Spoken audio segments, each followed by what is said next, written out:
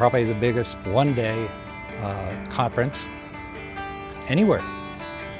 The annual event is getting bigger and bigger every year. It's really amazing what the Parkinson's Association Northern California is doing here. It's really going to help generate dialogue, conversation on trying to move the ball forward, ultimately finding a cure for Parkinson's disease. The speakers they have are different every year. I'm learning so much each time I come. New vendors, people that I haven't seen before, interesting aspects that are related to Parkinson's disease, which helps. This is a wonderful event, that they're putting on here. I think it's very important to have events like this because for them to be able to come out here and be a part of this and be privy to the knowledge of what's coming down the pipe as far as for medications and treatments and things like that is incredible. I mean, it's absolutely needed. When you can have Brian Grant, an ex-NBA player that is, been diagnosed with young onset, it's really a unique event. Brian is wonderful. I've known Brian for several years, and what Brian wanted to do was go up there and not be Brian Grant, the basketball player, but Brian Grant, the patient living with Parkinson's, and be able to inspire the audience on how to live well with it. To see someone who's lived through the process at such a young age and see how it affected a superstar like that, it really is a humbling experience and how this disorder can affect anyone. Speaking to a group like this, to be able to inspire them to, hey man, don't quit doing what you like to do. Well, I like the title of his talk, Attitude.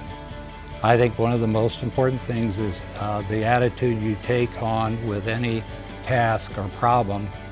And the more positive your attitude is, I think the more positive your results are. We are capturing information on all Parkinson's cases statewide in order to create a data resource which can then help with Parkinson's disease across the spectrum being from prevention to treatment and survivorship. It just helps to know that you're not in it all alone.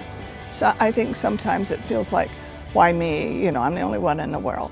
But it's not that way when you come here. You say, oh, there's a lot of us and we're doing okay. We're all fighting against it.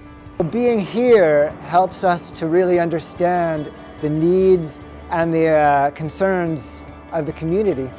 So I think the education of our patients and caregiver is vital because in the doctor's office, we don't really have, a great amount of time to educate our patients on not only the medications, but also the process of the disorder.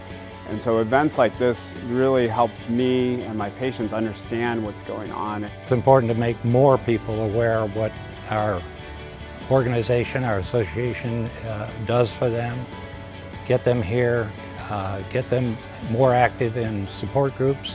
At one of the conferences, I met up with someone from the Parkinson's Association of Northern California, and they were able to get me in contact with someone else that was interested in starting a support group.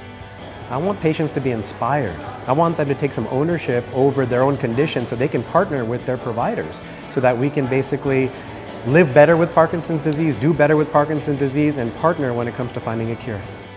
It's just a good opportunity for friendship, fellowship, unity.